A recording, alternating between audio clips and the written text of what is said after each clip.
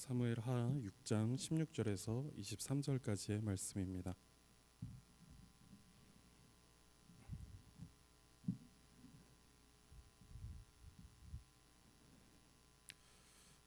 제가 가진 성경으로는 구약 성경 472페이지입니다. 사무엘하 6장 16절에서 23절까지의 말씀입니다. 저와 한 절씩 교독하겠습니다. 제가 먼저 읽습니다. 16절입니다. 여호와의 궤가 다윗성으로 들어올 때에 사울의 딸 미갈이 창으로 내다보다가 다윗 왕이 여호와 앞에서 뛰놀며 춤추는 것을 보고 심중에 그를 업신여기니라.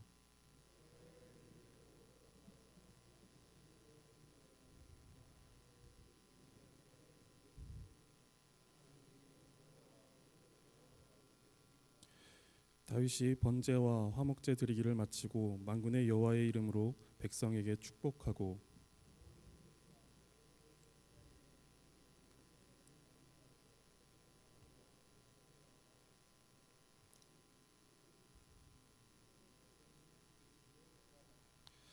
다윗이 자기의 가족에게 축복하러 돌아오매 사울의 딸 미갈이 나와서 다윗을 맞으며 이르되 이스라엘 왕이 오늘 어떻게 영화로우신지 방탕한 자가 염치 없이 자기의 몸을 드러내는 것처럼 오늘 그의 신복의 계집종의 눈앞에서 몸을 드러내셨도다 하니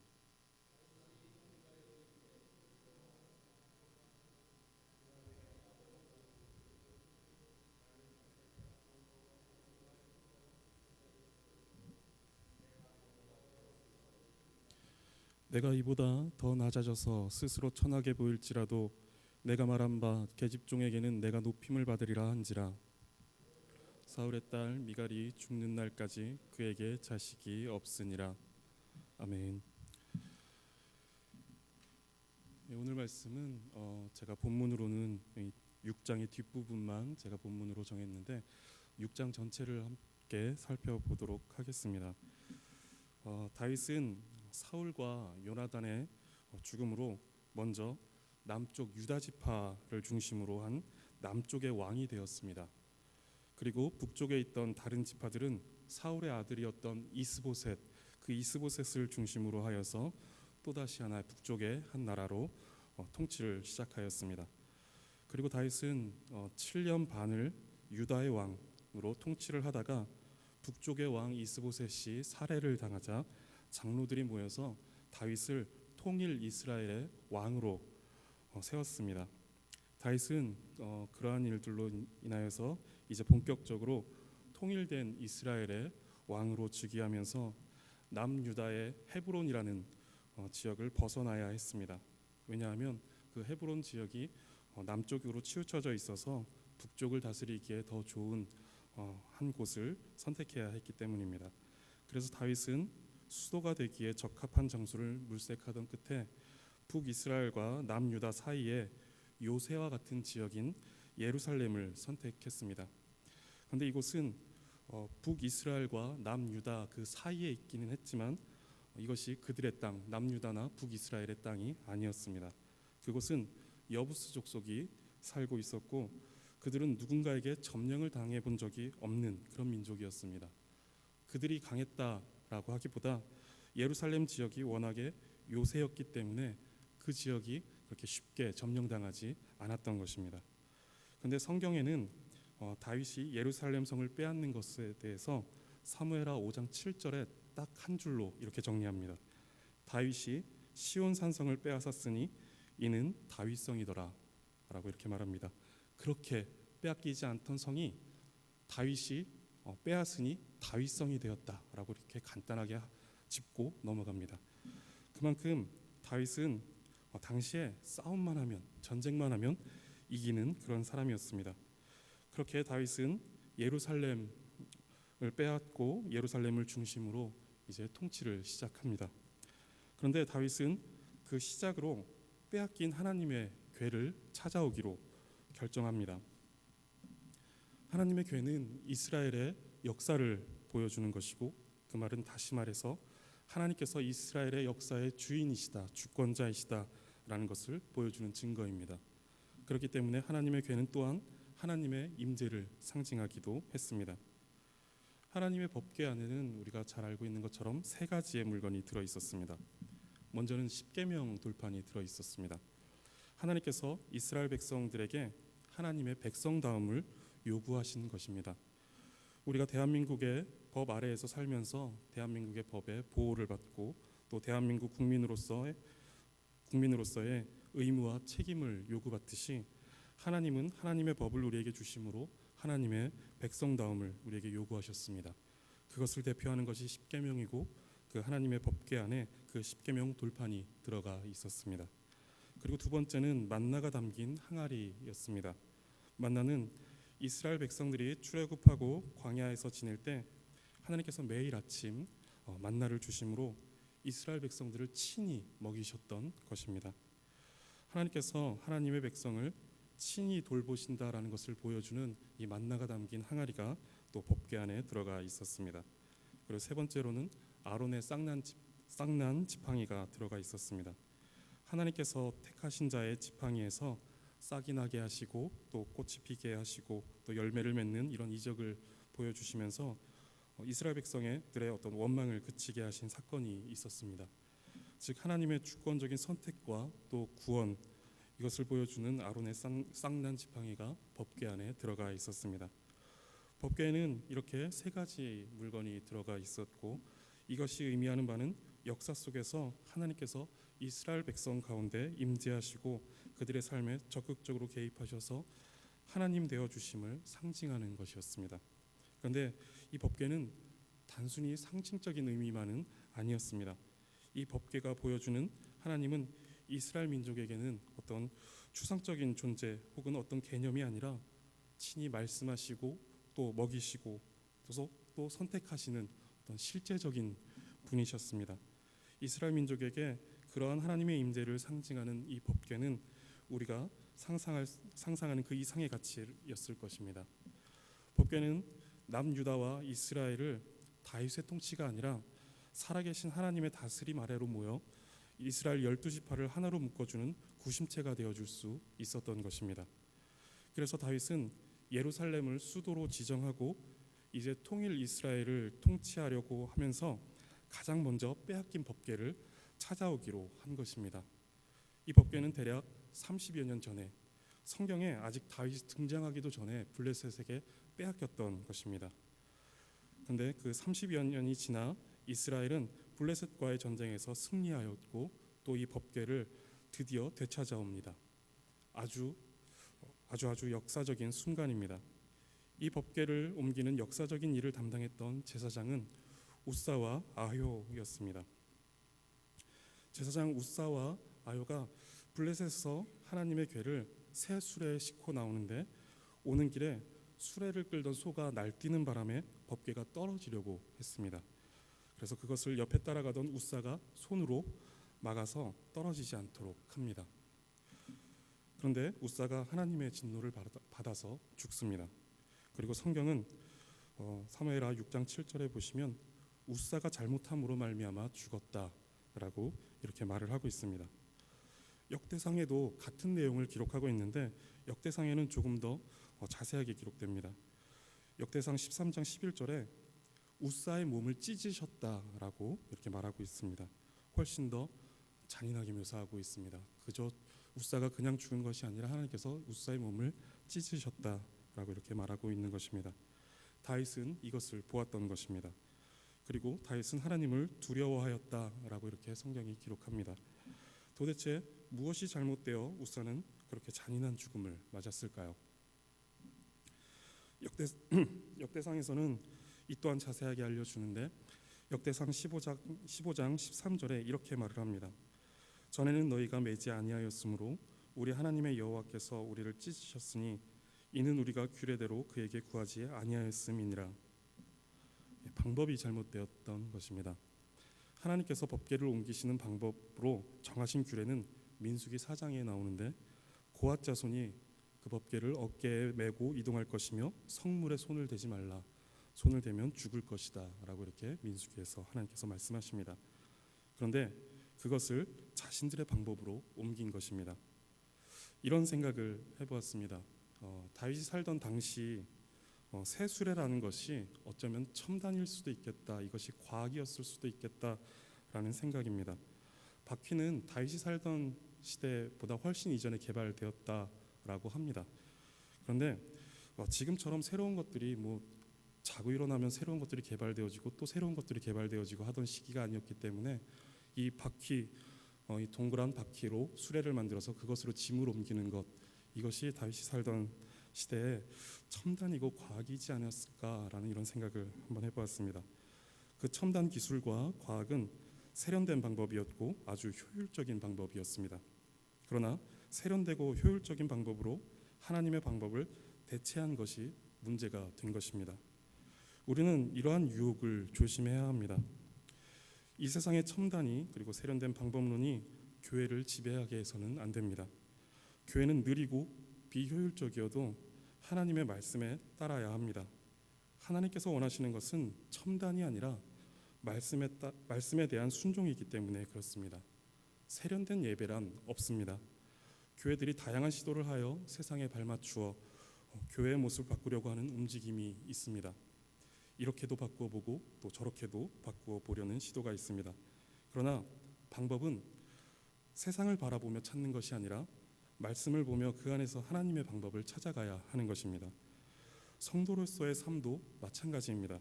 세상 속에 살아가며 세상에 발맞추어 살아가지만 우리의 정체성을 세상 가운데서 찾아서는 안 됩니다. 즉 우리의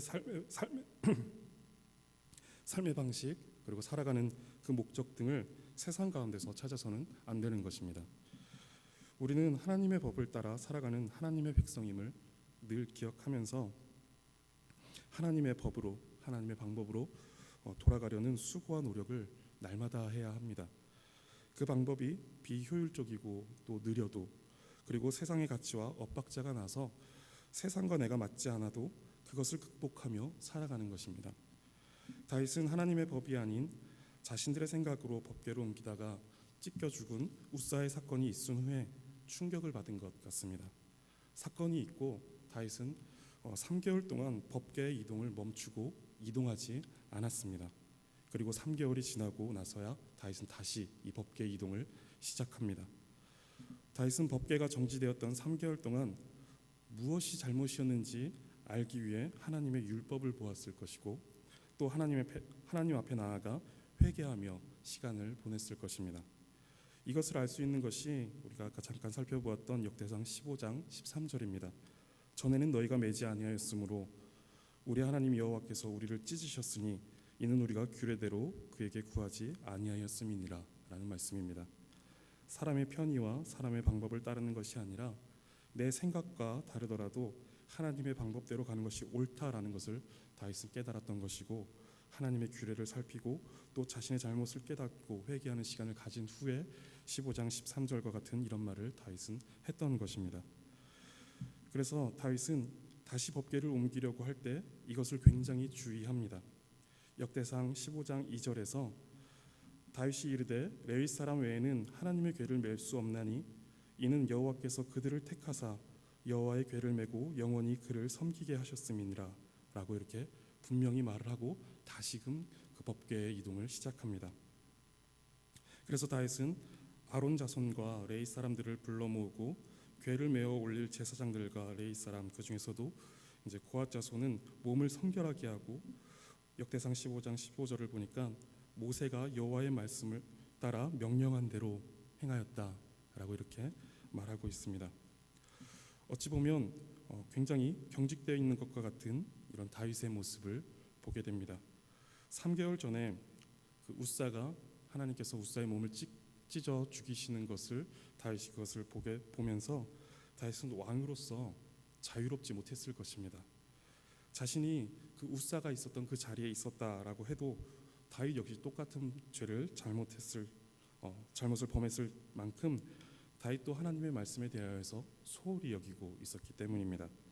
그런데 눈앞에서 우사가 하나님의 진노에 몸이 찢겨 죽는 것을 본 다윗은 경직되지 않을 수 없었을 것입니다. 그래서 그는 계속 반복해서 확인하고 또 조심하고 있는 것입니다. 그런데 그렇다고 다윗이 아주 경직되어서 하나님의 궤가 예루살렘 성으로 다시 30여 년 만에 돌아오는 것에 대하여서 어떤 기쁨도 감사도 없었느냐? 또 그것은 아니었습니다. 다윗은 레위 사람들 가운데 노래하는 사람들을 세우고 각종 악기를 연주하며 찬양하도록 하였습니다. 다윗은 두려움 가운데 있었지만 기쁨을 잃지 않았습니다. 사무엘하 6장 12절에 보시면 다윗이 가서 하나님의 궤를 기쁨으로 메었다라고 이렇게 말하고 있습니다. 14절에서는 다윗이 여호와 앞에서 힘을 다하여 춤을 추었다라고 이렇게 말하고 있습니다. 그리고 15절에서 다윗과 온 이스라엘 족속이 즐거이 환호하며 나팔을 불고 여호와의 궤를 메어왔다라고 이렇게 말씀하고 있습니다. 다윗은 두려움 가운데 하나님의 궤를 옮기고 있지만 또한 감출 수 없는 그 기쁨 가운데 하나님의 궤를 옮기고 있습니다. 성도님들 죄송합니다. 경외라는 이 단어 많이 들어보셨죠? 성경에서도 종종 사용되고 되는 그런 단어입니다. 이 경외라는 단어를 사전에서 찾아보면 공경하면서 두려워한다라는 이런 뜻을 가진 단어입니다. 우리가 하나님 앞에 나아갈 때 우리는 하나님을 두려워해야 합니다. 이때 두려움을 경외라고 합니다. 다윗이 지금 갖고 있는 그 마음의 두려움이 바로 이것입니다. 그런데 이런 두려움, 이 경외함은 공포스러운 두려움과는 전혀 다른 것입니다. 다윗은 하나님에 대한 경외심으로 가득 차 경직되어 있는 듯한 모습을 가지고 하나님의 궤를 이동하는 일을 진행하고 있습니다. 그런데 그의 안에는 지금 그 두려움과 동시에 큰 기쁨이 충만해 있는 것을 또한 볼 수 있습니다. 우리가 잘 아는 말씀 중에 진리가 너희를 자유케 하리라 라는 이런 말씀이 있습니다. 진리는 전혀 타협이 없고 융통성이 없습니다. 날카롭고 분명합니다. 그런 면에서 진리 가운데 있다라는 것과 자유는 공존할 수 없는 것 같은 그런 느낌이 있습니다. 지금 다윗은 진리이신 하나님 앞에서 두려워하고 있습니다. 그런데 동시에 기쁨에 충만하여 노래하는 사람들을 모으고 각종 악기들을 연주하며 하나님을 노래하고 춤을 추고자 합니다. 성도님들, 참된 자유와 기쁨은 하나님께 있습니다. 우리가 말씀대로 살아간다라는 것이 마치 나의 자유를 제한할 것 같은데 오히려 우리가 진리 가운데 거하지 않으면 거짓과 탐욕과 욕심, 음란함과 온갖 더러운 것들에 우리가 얽매여서 오히려 자유를 잃어버리게 되는 것입니다. 다윗은 지금 노래하는 사람들과 악기를 연주하는 사람들을 모으고 하나님을 찬양하며 이동하기를 시작합니다. 다윗은 기쁨으로 여호와 앞에서 힘을 다하여 춤을 추고 나팔을 불며 하나님의 궤를 메고 예루살렘 성으로 들어가고 있습니다. 다윗은 아마 오늘 살고 죽을 것처럼 춤을 추었던 것 같습니다. 우리의 예배가 그래야 합니다. 매주 반복되는 예배이고 습관적으로 드리는 예배인 것 같지만 예배 드리는 그 순간은 이것이 마지막 예배라는 생각으로 힘을 다하여 예배해야 하는 것입니다. 다윗은 그렇게 힘을 다하여 춤을 추고 있고 온 이스라엘 백성은 환호하며 나팔을 불고 여호와의 궤가 들어오는 것에 대하여서 기뻐하고 있는데 유독 한 사람만은 집안에서 창문으로 이 광경을 관망하고 있습니다. 사울의 딸이자 다윗의 아내인 미갈이었습니다. 그는 이 역사적인 순간에 조금도 감격하고 있지 않습니다. 하나님의 궤가 30년 만에 빼앗겼다가 돌아오는데 그것을 창문으로 내다보고 있는 것입니다. 그리고 그는 법궤에는 관심도 없습니다. 미갈이 보고 있던 것은 법궤가 아니라 다윗이 힘을 다하여 춤을 추고 있었던 것입니다. 그런데 미갈의 눈에는 다윗이 힘을 다하여 하나님을 찬양하고 있는 것이 다르게 보였던 것 같습니다. 힘을 다하여가 아니라 발광하여 정도로 미갈의 눈에는 보였던 것 같습니다. 다윗은 이렇게 법궤를 예루살렘 성으로 가지고 들어와 제사를 드리고 백성들을 축복하고 이제 집으로 돌아왔습니다. 집으로 돌아왔는데 미갈이 다윗을 맞이하면서 한마디를 합니다. 20절에 이스라엘 왕이 오늘 어떻게 영화로우신지 방탕한 자가 염치 없이 신복의 계집종의 눈앞에서 몸을 드러내셨도다 라고 이렇게 비아냥거리는 것입니다. 그런데 이에 대한 다윗의 대답이 굉장히 멋있습니다. 21절에 이는 여호와 앞에서 한 것이니라. 다윗은 미갈의 눈앞이 아니라 하나님 앞에서라는 이 사실이 중요했던 것입니다. 그러면서 22절에 또 이렇게 이야기합니다. 내가 이보다 더 낮아져서 스스로 천하게 보일지라도 라고 말합니다. 미갈은 사람들의 이목이 신경 쓰여 다윗이 왕으로서 채통을 지키지 않고 정신 나간 사람처럼 춤을 추고 있는 것이 탐탁지 않았던 것입니다. 그런데 다윗은 지금 이는 여호와 앞에서 한 것이다 라고 이렇게 말하는 것입니다. 다윗은 누구를 위한 왕이며 자신이 누구를 위해 존재하는지를 분명히 하고 있습니다. 21절에 보시면 다윗이 미갈에게 이르되 이는 여호와 앞에서 한 것이니라. 그가 내 아버지와 그의 온 집을 버리시고 나를 택하사 나를 여호와의 백성 이스라엘의 주권자로 삼으셨으니 내가 여호와 앞에서 뛰놀리라 라고 이렇게 말하고 있습니다. 자신이 왕이 된 것은 백성들이 나를 왕으로 선택한 것이 아니라 하나님께서 선택하셔서 나를 세우셨다라는 것입니다. 그들 앞에 나의 모습이 중요한 것이 아니라 나를 선택하시고 나를 왕으로 세우신 그 하나님 앞에서의 내 모습이 중요하다라고 말하고 있는 것입니다. 그렇기 때문에 내가 여호와 앞에서 뛰놀 것이다 라고 이렇게 말하고 있습니다. 뛰논다라는 이 표현에서 하나님 앞에 참 어린아이와 같은 모습을 발견하게 됩니다. 시편에 보면 시인이 하나님은 나의 큰 기쁨이 되신다라는 이런 표현이 나옵니다. 이 말은 하나님께서 나의 극치의 기쁨이 되신다라는 것입니다. 저에게 딸이 하나 있습니다. 딸이 있는데 누구를 닮았는지 모르겠지만 흥이 아주 많습니다. 저는 흥이 많지 않은 사람인데 그래서 이 아이가 노래만 나오면 마구 흔들어댑니다. 마구 흔들어대는데 그게 좀 도를 지나칠 때는 막 이렇게 배꼽도 보이고 막 자기 몸을 못 가눠서 휘청휘청거리기도 하고 넘어지기도 합니다. 그런데 그런 모습들이 우스꽝스럽지만 너무 사랑스럽습니다. 그래서 저같이 흥이 없는 사람도 그 아이를 보면서 저도 팔을 어느 순간 들고 있고 이렇게 흔들고 있습니다. 저도 춤을 추고 있는 것입니다. 제가 얼마나 흥이 없는 사람이냐 하면 제가 성도님들께 언젠가 말씀드렸던 것 같습니다. 제가 전에 사역했던 교회는 이렇게 봄에는 교사 대학을 하고 가을에는 교사 워크숍을 해서 하루 동안 놀러 갑니다. 근데 이제 교회 버스가 있었는데 교회 버스를 타고 이동을 하는데 한 흥이 많으신 권사님께서 관광버스에서 가만히 앉아 계시기가 힘드셨나 봅니다. 그래서 나오셔서 이제 노래 한 곡씩을 시키셨습니다. 근데 이제 막 대중가요들 유행가들을 막 부르시면서 이제 막 흥에 취해가고 있는데 저한테 순서가 왔습니다. 저는 노래를 안 불렀습니다. 도저히 못하겠더라고요. 그래서 죄송합니다 하고선 그 분위기를 싹 가라앉혔습니다. 저는 이 정도로 흥이 없는 사람입니다. 근데 이렇게 흥이 없는 사람도 그 사랑스러운 딸이 사랑스럽게 춤을 추니까 저도 모르게 그 아이를 보면서 제가 몸을 흔들고 있었습니다. 우리가 하나님 앞에서 어린아이와 같이 그 하나님을 즐거워하고 또 하나님 앞에서 뛰놀 때 그러한 기쁨과 감사로 하나님을 예배할 때 하나님은 그런 우리를 기뻐하십니다.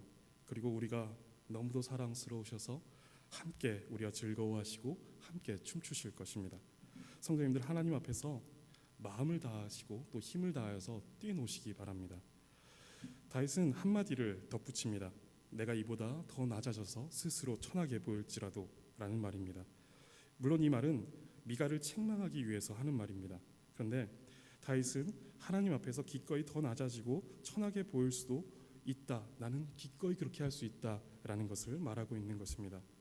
성도님들 그만큼 내가 스스로 더 낮아지고 천하게 보일지라도 내가 더 하나님을 찬양하고 더 하나님 앞에서 뛰놀 것이다 라는 이런 기쁨이 성도님들에게 있기를 바라겠습니다. 하나님을 기뻐함으로 인하여서 백성들 앞에서 채통을 지키지 못하는 듯한 모습을 보여 그것이 설령 낮아지고 천하게 보이는 그런 모습으로 비춰진다고 하여도 하나님을 기뻐함에 있어서 그보다 더 낮아지기까지 하겠다라는 다윗의 고백, 이것이 또한 우리의 고백이 되기를 원합니다. 우리는 하나님의 임재를 보며 기뻐하게 되면서 하나님을 예배하기도 하고 또 하나님을 찬양하게 되기도 하고 또 다양한 봉사로 그 기쁨을 표현하기도 합니다. 그렇게 다양한 봉사들로 우리가 또 그 하나님을 향한 그 기쁨을 표현하다 보면은 사회적 지위와 체면에 맞지 않는 대우를 받을 때가 있습니다. 그러면 속으로 내가 누군 줄 알고 이런 취급을 해라는 생각이 들기도 합니다. 이것이 자연스러운 것입니다. 그런데 그런 마음을 덮고 이것은 하나님 앞에서 하는 것이다 라는 이 고백을 하는 것이 바로 은혜입니다. 우리는 우리의 죄된 속성에 근거하여서 스스로 높아지고자 하는 이 마음을 덮는 하나님의 은혜가 날마다 필요합니다. 그래서 스스로 낮아져 내가 생각한 것보다 더 낮고 더 천한 모습을 보인다고 하여도 그것으로 하나님을 향한 기쁨이 표현되어진다라면, 내가 더 낮아지고 더 천해지는 그 모습으로 하나님을 기뻐하는 것이 표현되어진다라고 한다라면 기꺼이 그 자리에 머물 수 있는 것이 우리의 모습이어야 합니다. 성도님들, 그렇게 하실 수 있겠습니까? 그렇게 하실 만큼 하나님을 향한 큰 기쁨이 성도님들 안에 충만히 있기를 바라겠습니다. 세상은 그 가치를 모르기 때문에 그런 우리를 업신여길지도 모르겠지만, 그러한 가치를 따라 살아가는 사람들을 히브리서 기자는 세상이 그들을 감당하지 못하였다라고 이렇게 말하고 있습니다. 세상이 감당하지 못할 만큼 힘을 다하여 영원하신 하나님을 즐거워하시기 바라겠습니다. 예수님께서 하나님을 즐거워하는 그 기쁨이 충만하셨습니다. 그래서 스스로 낮아지고 또 낮아지셔서 창조주이신 그 예수 그리스도께서 피조물에게 매맞으시고 찢기시고 십자가에 못 박히셔 죽으셨습니다. 사람들이 예수님을 죽일 모의를 하는 것을 예수님을 알고 있었습니다. 또 제자 가운데 하나가 예수님을 배반할 것을 또한 알고 계셨습니다. 그리고 사람들이 예수님을 욕하고 죽이라고 소리치는 것을 보시면서도 내가 누군 줄 알고 라고 말씀하시지 않으셨습니다.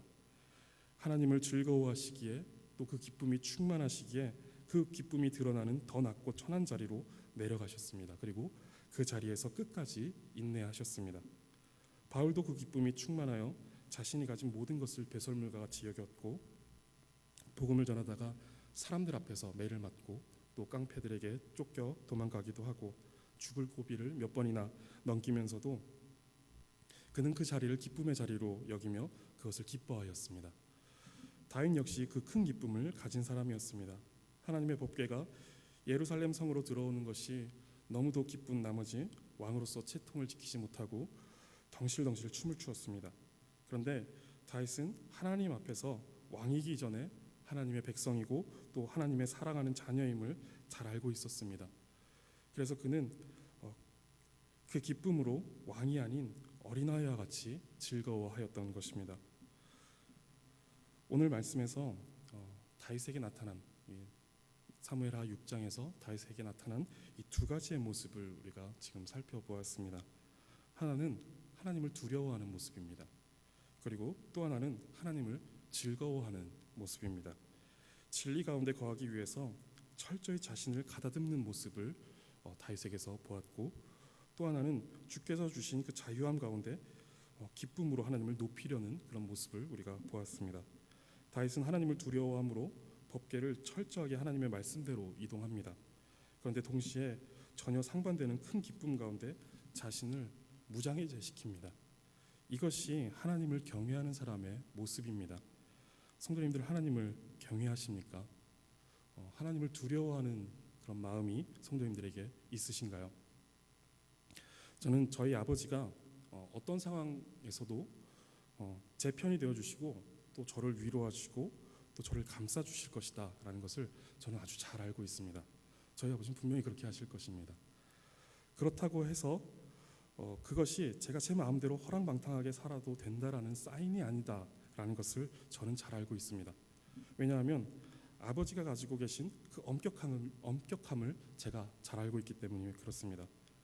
저희 아버지가 저를 특별히 혼내신 적은 없지만 저는 그 아버지의 엄격함을 잘 알고 있기 때문에 혼나지 않아도 아버지에 대한 두려움을 갖고 있습니다. 그래서 제가 허랑방탕하게 살아갈 수 없다라는 것을 저는 알고 있습니다. 우리가 하나님을 계속해서 알아간다면 우리는 하나님의 말씀 가운데 하나님을 향한 두려움을 갖게 될 것입니다. 그 하나님의 말씀이 갖고 있는 엄격함, 그리고 신실함, 거룩함 앞에 우리는 두려워하게 될 것입니다. 그 두려움이 우리에게 있어야 하는 것입니다. 그런데 또한 그 두려움으로 인하여서 늘 항상 경직되어 살아간다라면 우리는 하나님을 잘못 알고 있는 것입니다. 우리가 하나님을 경외한다라고 할 때 분명히 하나님을 향한 두려움이 있어야 합니다. 그러나 그 두려움 가운데 감출 수 없는 기쁨이 있다라는 것을 우리가 결코 놓쳐서는 안 됩니다. 하나님의 말씀 가운데 두려움으로 자신을 철저히 정비하지만 어린아이처럼 하나님 앞에서 즐거워할 수 있어야 합니다. 마치 어떤 폭군이 너 내 앞에서 웃으면서 춤춰봐. 그렇지 않으면 너 가만 안 둘 거야. 라고 이렇게 한다고 해서 우리가 웃으면서 춤을 춘다면 두려움은 있을지 모르겠지만 그 안에 우리의 미소는 거짓일 것이고 우리의 기쁨은 가짜일 것입니다. 우리가 하나님을 즐거워하며 하나님을 경외한다라는 것은 이러한 모습은 아닙니다. 우리는 하나님을 두려워하지만 동시에 참되게 하나님을 즐거워할 수 있습니다. 우리가 그렇게 할 수 있는 근거는 하나님께서 먼저 우리를 선택하시고 우리를 즐거워하시며 우리를 사랑하시기 때문에 그렇습니다. 하나님은 우리가 하나님을 영원토록 즐거워하시기 위해서 우리를 창조하셨고 또한 우리를 구원하셨습니다. 다윗이 미갈에게 하는 말 가운데 우리가 아까도 살펴보았지만 21절에 이렇게 말합니다. 하나님께서 나를 택하사 나를 여호와의 백성 이스라엘의 주권자로 삼으셨으니 내가 여호와 앞에서 뛰놀리라 라고 이렇게 말합니다. 우리 기쁨의 근거는 하나님의 택하심에 있습니다. 주께서 죄 가운데 죽을 수밖에 없는 우리를 선택하셔서 하나님의 자녀로 삼으시고 예수 그리스도의 대속으로 말미암아 죄로 가려져 있던 그 하나님의 영광을 보게 하셨습니다. 그러므로 우리는 가장 극치의 영광, 가장 극치의 그 아름다움이 되시는 하나님을 날마다 경험하며 말할 수 없는 기쁨 가운데로 들어갈 수 있는 것입니다. 하나님을 경외한다라는 것은 하나님을 두려워하여 날마다 자신을 쳐서 하나님의 말씀에 복종하기를 힘쓰는 것이며 그와 동시에 감출 수 없는 큰 기쁨으로 어린아이와 같은 그런 낮은 모습으로 하나님을 기뻐하는 것입니다. 이 큰 두려움과 큰 기쁨이 공존하는 것, 이것이 하나님을 경외한다라는 것입니다. 성도님들, 하나님을 향한 두려움 그리고 큰 기쁨을 갖고 하나님을 경외하며 한평생을 살아가시기 바라겠습니다. 기도하겠습니다. 하나님, 우리를 하나님의 백성으로 삼아주시어 주의 말씀을 듣게 하시니 감사합니다. 우리에게 하나님을 경외하는 마음을 주시옵소서. 하나님을 두려워하여 주의 말씀으로 날마다 자신을 점검하여 말씀대로 살아가기를 힘쓰게 하시고 하나님으로 인한 큰 기쁨 가운데 거하게 하시어 어린아이와 같은 모습으로 하나님을 즐거워하게 하여 주시옵소서. 그래서 더 낮고 더 천한 모습으로 비춰진다 하여도 하나님을 향한 기쁨이 그렇게 표현된다라면 그 자리에서 견디며 우리에게 주신 그 기쁨을 성숙하게 누리는 성도가 되게 하여 주시옵소서. 주님을 경외하는 성도님들께 복을 주시어 그 마음이 이 땅을 살아가는 평생에 충만하게 하시고 하나님을 잘 섬기는 하나님의 백성 되게 하여 주시옵소서. 감사하며 예수 그리스도의 이름으로 기도드립니다.